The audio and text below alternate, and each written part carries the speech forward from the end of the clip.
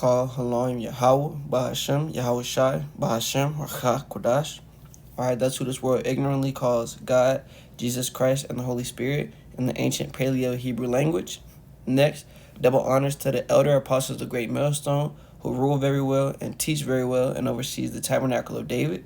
I also want to give a quick shout out to the head of the Men of Israel camp, whom I teach under in Greenville, South Carolina, Brother Kazak. Alright, next I want to give a quick shout out to the sincere Akim and Akwad, who diligently and sincerely are following and believing in the gospel that we're bringing forth to you in these last days. All right, so y'all like to say shalom. That's your brother Aliyah, coming back with another lesson and exhortation through the spirit and power of Yahweh by Hashem Yahweh Shai in these last days for the sincere and hopeful elect, man. So without too much else to say, as you're about the title, man, man, we just want the penny, man. You know, and it was in my spirit to neatly remind, sincere and hopeful brothers why we're even in this truth to begin with, man. You know, we just want the penny, man. We got to stay focused on this penny. And if you don't know what the penny is, hopefully this lesson and exhortation be edifying unto you, man. This is the book of Matthew, chapter 20. I'm going to start at verse 1.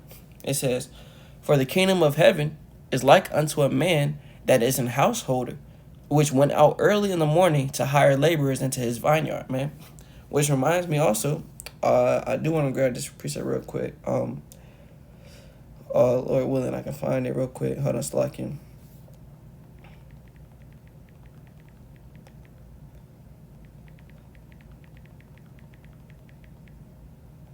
It literally just popped into my head, man. I want to see if I can grab it real quick.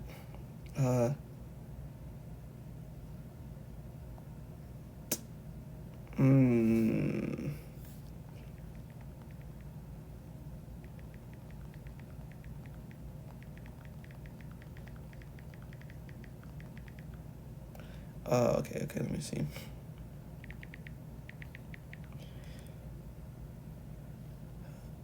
No. Alright, so, it's not what I wanted. Yahweh, Bashem Yahweh Sharat Tazai, it come back to me later, but basically, as the scripture said, man, for the kingdom of heaven is like unto a man that is an householder, which went out early in the morning to hire laborers into his vineyard, right? So this laborer, this householder, if you're unawares, man, is really talking about Yahweh Shai, man. I was trying to get the precept where it explained, if a brother can find it, can you put it in a comment board, or if I find it, I'll bring it out, where it goes into how Yahweh had his truth out from the beginning, man, and that shows that even the Heavenly Father went out early, man, and had this truth out here available, but to stand on through what this is going into, man, the household is Yahweh Shai, man, and the kingdom of heaven is obviously his kingdom, But it says the kingdom of heaven is like unto a man that is an householder, which went out early in the morning to hire laborers into his vineyard, right? Those laborers are going into, obviously, his disciples, which we know later on became apostles. And as today, man, those apostles are making more disciples, which are to become apostles, and more disciples, which are to become apostles, man. It says in verse 2, "And when he had agreed with the laborers for a penny a day, he sent them into his vineyard," right? So that penny a day is going into just the labor, man. Really, that penny, as it's going into in comparison, is the kingdom of heaven, man, or a piece of the kingdom of heaven. Like, for example, let me grab this for you.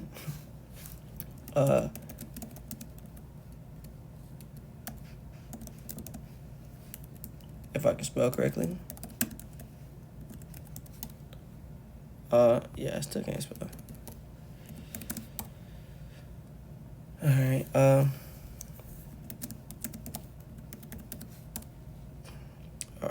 here we go. Luke chapter 19, and I'm gonna start at verse 12. Alright, it reads, "He said, therefore, a certain nobleman went to a far country to receive for himself a kingdom and to return."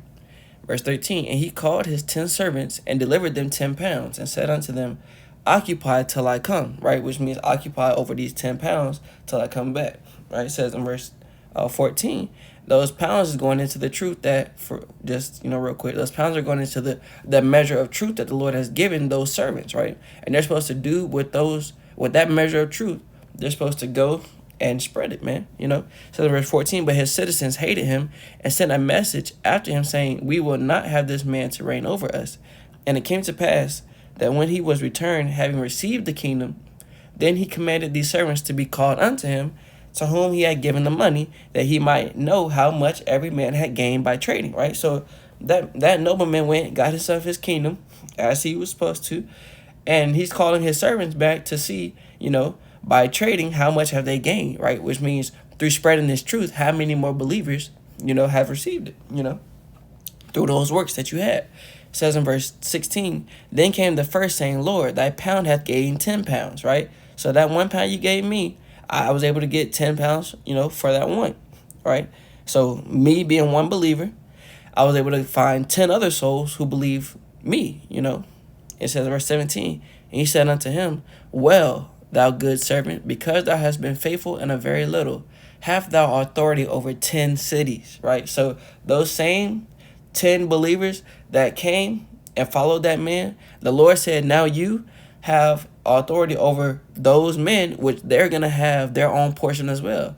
Those 10 cities is each and every individual soul that believed that one servant, they have their own city. But that one man who brought those 10 souls to Yahushua, which is the nobleman, if you weren't, following along, Yahushua has given that man authority and power over those 10 men's cities, It follows basically, up the chain of command, if that makes sense for you. The 10 came into truth by that one servant, and that one servant came into truth under Yahushua.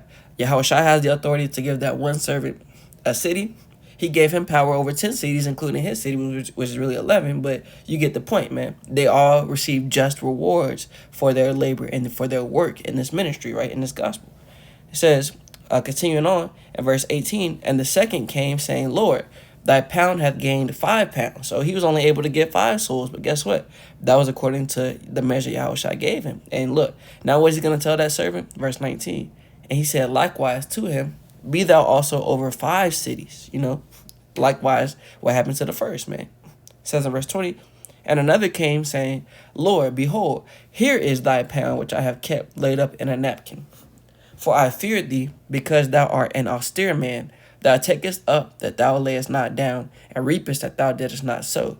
And he said unto him, out of thine own mouth will I judge thee, thou wicked servant. Thou knewest that I was an austere man, taking up that I laid not down, and reaping that I did not sow.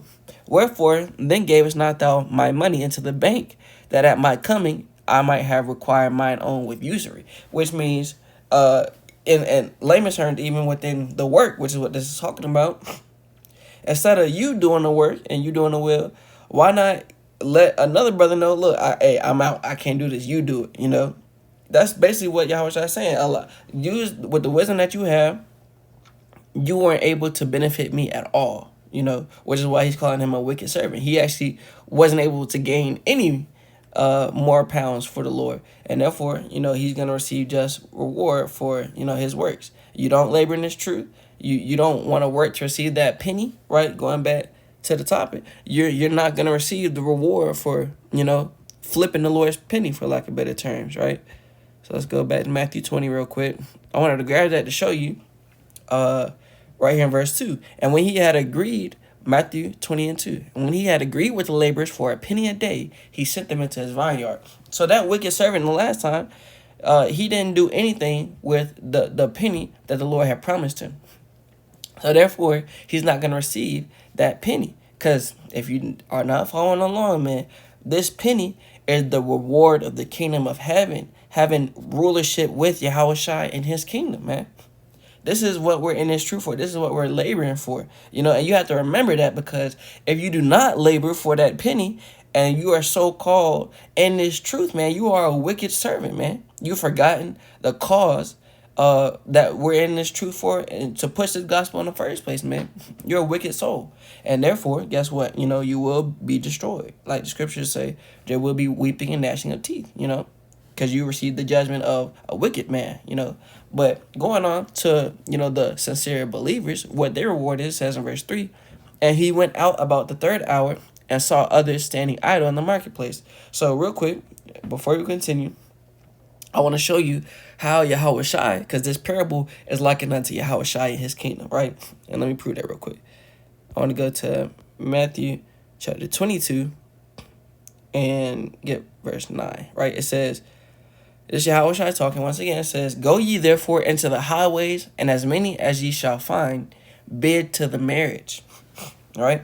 The marriage is what? The kingdom, right? When the sincere, hopeful elect receive that salvation, and they're given new righteous bodies to dwell and to reign and rule with Yahweh Shai forever and ever, you know?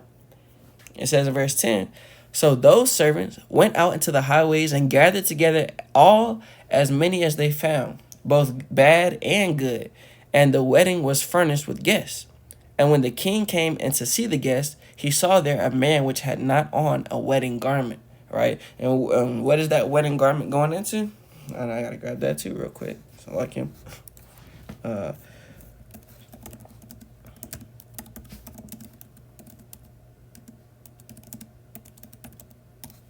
right, Revelation 7:9. All right, it reads, after this I beheld, and lo, a great multitude which no man could number, of all nations and kindreds and people and tongues, stood before the throne and before the Lamb, clothed with white robes and palms in their hands, and cried with a loud voice, saying, salvation to our power, Yahweh, which sitteth upon the throne, and unto the Lamb, Yahweh Shai. So those white robes is what is granted to those who are redeemed and who are saved, who are delivered from the destruction of Babylon, right? Let me see if I can get this preset for that real quick.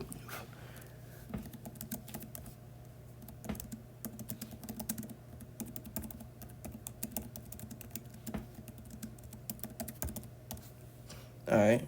Revelation chapter 19 and verse 8. It reads, actually I'll start at verse 7.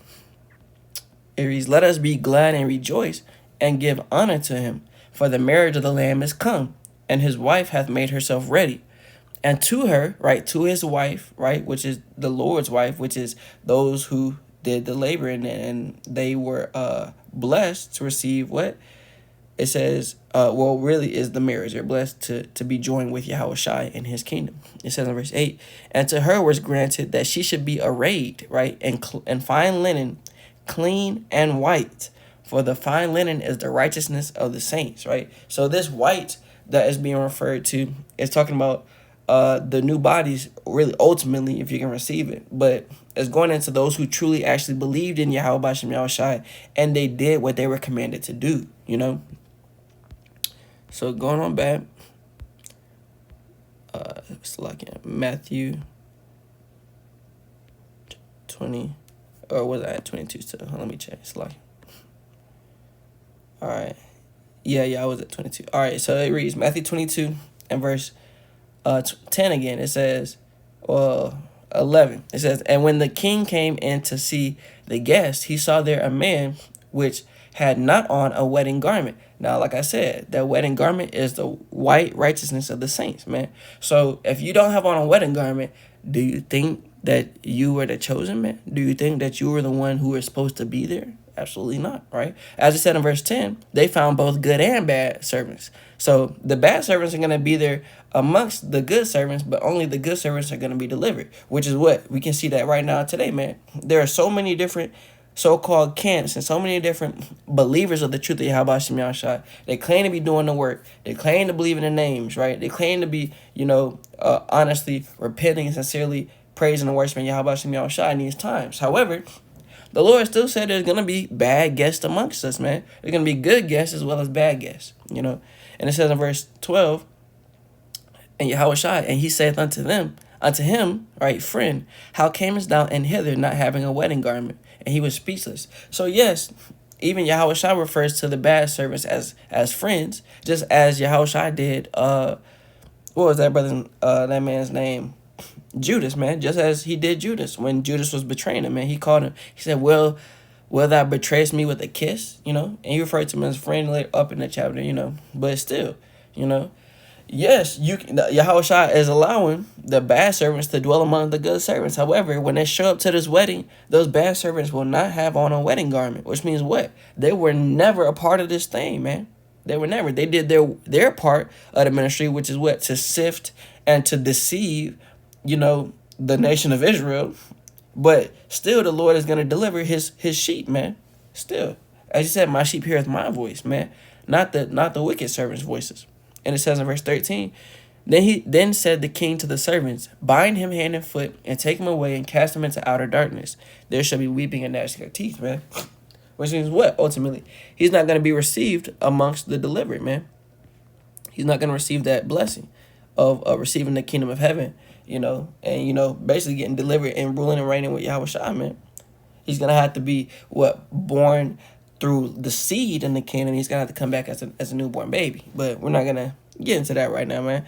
Going back to the original parable, Matthew 20, and we're going to continue on to verse 3. He went out about the third hour and saw others standing idle in the marketplace. As we were reading, man, Yahweh Shai commanded which is if you didn't see it real quick, there's the main reason I came to Matthew 22. Yahweh Shai commanded in verse 9, Matthew 22:9, go ye therefore into the highways, and as many as ye shall find, bid to the marriage. So this is that same thing we're reading right here in verse 3. And he went out about the third hour and saw others standing idle in the marketplace. After he sent out that first group, he seen other people being idle. So what? He hired them as well.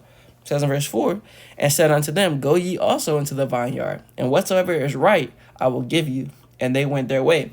So everyone is agreeing, look, Yahweh Shai is saying you're going to get the same penny now based on your works. If you've done right works, you're going to receive this penny, man. It says in verse 5, again he went out about the 6th hour and 9th hour and did likewise. He's telling all these people, you do this work for me, I will give you this penny. I will give you parts in my kingdom, which is what this penny is compared to, man. It's referring to the kingdom, right? The reward of the kingdom. You're not going to get this kingdom automatically just for knowing Yahweh Shai exists, right? Like some Israelites thought. Matter of fact, let me get that real quick in the book of Acts. They thought just because they know about Yahweh Shai now, oh, we do believe you're the Messiah. Are you going to give us the kingdom now? Right? Let's see. Acts chapter 1 and verse 6. When they therefore were come together, they asked of him, saying, Lord, wilt thou at this time restore again the kingdom to Israel? And he said unto them, it is not for you to know the times or the seasons which the Father hath put in his own power. So he said, look, first off, it's not for you to know that. It's not for you to know the time when the Lord is going to do it. Just trust him that he is going to do it. Because Yahweh, the Father, he put it in his own power when he's going to reveal the kingdom, when he's going to bring the kingdom to, the world. It's not on your own accord, not just because you hear about Yahweh Shai. It's not because you even claim to believe in Yahweh Shai, because there are going to be some guests who think they're going to be a part of that marriage, right? And as you said, they're going to be cast into outer darkness, man. All right, going back to Matthew 20, it says, verse 6, Matthew 20 and 6, and about the 11th hour he went out and found others standing idle, and saith unto them, why stand ye here all the day idle? They say unto him, because no man hath hired us. He saith unto them, go ye also into the vineyard, and whatsoever is right, that shall ye receive. Now the point you guys got to pick up on this is, there up until this point, verse 7, there have already been laborers working in this truth, man. Whether it be for 30 years, whether it be for 25 years, whether it be for 20 years, whether it be for 15 years, whether it be for 10 years. Whether it be for 5 years, man. Whether it be just 1 year of laboring, depending on when the Lord Yahweh Shai came and supped with you and told you, go and do my work, it could be that much of a vast difference from 30 years to 1 year. Let's see what Yahweh Shai has to say about how long you labored in this truth, man. All right, it says in verse 8, so when even was come, the Lord of the vineyard saith unto his steward, call the laborers and give them their hire, beginning from the last unto the first. So look, he said, the ones I went to last, go to them and be like, look, well done. You did what I commanded you to do. Receive that penny, right? And he said, from the last unto the first. So the people who've been working the longest, they're going to get their pennies last, right? They was working first, but they're going to get their pennies last. But they still are going to get what they deserve. All right, let's read this, though. It says in verse 9, and when they came that were hired about the 11th hour, they received every man a penny, right? All they got was a penny, right? That's what they agreed upon. It says in verse 10, but when the first came, they supposed that they should have received more, and they likewise received every man a penny, right? So they're like, wait, hold on. We've been working from the beginning. We were the first ones you sent out. And we get the same penny these brothers did, and they've only been working for a day, or not even a day, slugging. They were only working for an hour, and they're getting the same penny that we've got, and we've been working for 11 hours. You know, roughly. You know, basically, and making a layman's term so you can understand. Even though the timing, if you want to be real technical, the timing is much more different with the Lord than with man. Because if we being for real, Matthew 20:2 says, and when he had agreed with the laborers for a penny a day, he sent them into his vineyard. Now, we already know, according to the scriptures, that a day with Yahweh is as 1,000 years, and 1,000 years is one day, right? So, if it really is a penny a day, as the righteous householder said, if we're being truthful and honestly, man, there's nobody, speaking in today's terms, that have been laboring in this truth for over 1,000 years, man, that is still alive, you know? Yes, you might have, died and come back in your lot, if it be a lot, but however, I mean, it's still a new day, if you know what I mean. You're having to be taught the truth all over again and then work again, Yahweh Shai is gonna, at the end of the day, reward you according to your works, man. So if he said you get a penny a day and you get 1 penny, guess what? That was according to your works, man. Let's read this again, right? It says, and starting again at verse 10, but when the first came, they supposed that they should have received more, and they likewise received every man a penny. And when they had received it, they murmured against the good man of the house, saying, these last have wrought but 1 hour, and thou hast made them equal unto us, which have borne the burden of the heat of the day. And which have borne the burden and heat of the day. Look, we've been laboring this thing, man. We've been laboring this thing for 30, 40, 50 years, man. And we get the same penny as those who just came in. Let's see what Yahushua said, man. It says, verse 13, but he answered one of them and said, friend, I do thee no wrong. Didst not thou agree with me for a penny? Take that thine is, and go thy way. I will give unto this last, even as unto thee. Is it not lawful for me to do what I will with mine own? Is thine eye evil because I am good? So like him, y'all. So Yahweh Shai is explaining, look, did not you agree with me for a penny? And he's saying, is it not even lawful for me to do what I want with what is mine? If you've been working as we agreed and you received a penny, and I want to give another brother who is still within that last hour, and tying this to even today's time, keep that in mind, brothers. Let's say right before Yahweh Shai comes back, it's probably not even been a full day yet. This brother realizes he's an Israelite and he's on the run. He's following you. Because just like, brothers, y'all got to remember, just like 7 women are going to take hold of 1 man, there are going to be certain brothers just as well who hear about your works and what you've been doing, and he want to be with you. And guess what? In that last moment, the Lord can have mercy on that brother and give him salvation just with you, man. Even though, guess what? You've been laboring this thing 10 years, 5 years, even 3 years, man.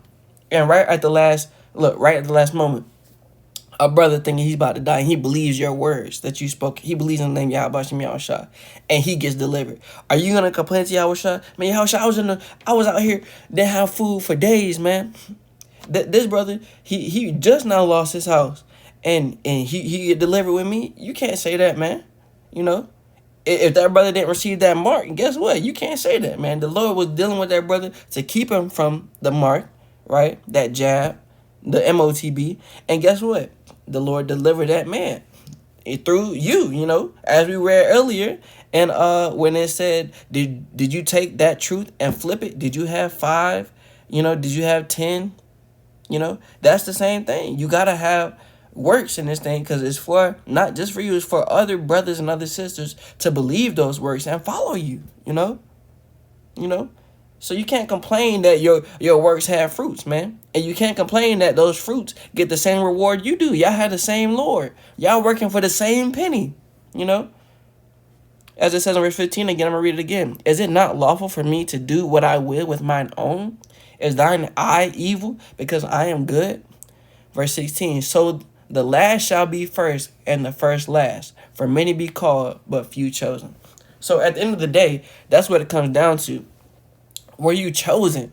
We shouldn't be worried about, well, see, brother, I've been in this truth 50 years, man. So you can't tell me nothing, Or, brother, I've been in this truth 50 years. You ain't got nothing on me. Because, look, we're not in this truth. let me get that real quick. Let me get this real quick. All right. Romans chapter 3 and verse 27. It says, where is boasting then? Right? You can't be like, well, brother, look, I've been in this thing 50 years. Your works, your faith ain't got nothing on me. Because guess what? At the end of the day, we're receiving the same penny. So where's boasting then? It is excluded. By what law of works? It's like, by what law of works? Nay. Why? Because guess what, brother? It don't matter if you've been in this thing 100 years. We working for the same penny. By what law of works? No, it ain't about what you do, but by the law of faith. Did you believe at the end of the day? Were you called at the end of the day? Right? Were you chosen? That's what I meant. Were you chosen at the end of the day, man? Are you actually going to be delivered at the end of the day? That is what matters, man. So where's boasting at? We all believe in Yahweh Shemiah Shah. I'm speaking to those who actually believe in Yahweh Shemiah Shah sincerely. We all believe in Yahweh Shemiah Shah, and Lord willing, I may even be of that number, What actually matters is, did we have this faith, y'all? Do you believe? Because there are many brothers around us who are those wicked servants, man. They're not pushing this. They're not doing the work, And that servant's going to receive just reward, man. Trust and believe. That wicked servant is not receiving that penny, man. Those brothers who are sincere and actually doing the works to receive that penny, they're going to receive that penny, man. So we shouldn't be, hey, brother, your penny is shinier than mine, brother. Your penny is shinier than, man, what, man? Man, I dropped my penny a couple times, but I picked mine back up. You didn't even get a chance to drop your penny, brother. Complaining, man. Man, at the end of the day, we need to be happy that we even received the salvation, man. Let alone comparing brothers' lots to each other once we have received the kingdom. And we know in the kingdom now, we're not going to be envious of one another, man. We know that. But however, on this side, working towards that side, receiving the kingdom, on this side, you got certain brothers, saying things to cause offense, man. Well, you're not doing the work unless you've been in this truth for over 30 years or over 25 years. Man, that's not the case, man. That's not the case. Because Yahweh Shah said there's going to be some that come in within that last hour, and they're going to receive the same penny as you, So, man, like I said, man, we just want the penny, man. That should be the main focus right now, man. Getting that penny, man, receiving the kingdom of Yahweh Shemiah Shai through spirit and in truth, man. To be able to walk through them gates, man. That's what we're working for. So, with that, man, I hope this lesson exhortation was edifying to the sincere, hopeful elect of the nation of Israel. All right, and to y'all, I'd like to say shalom. Until next time, shalom.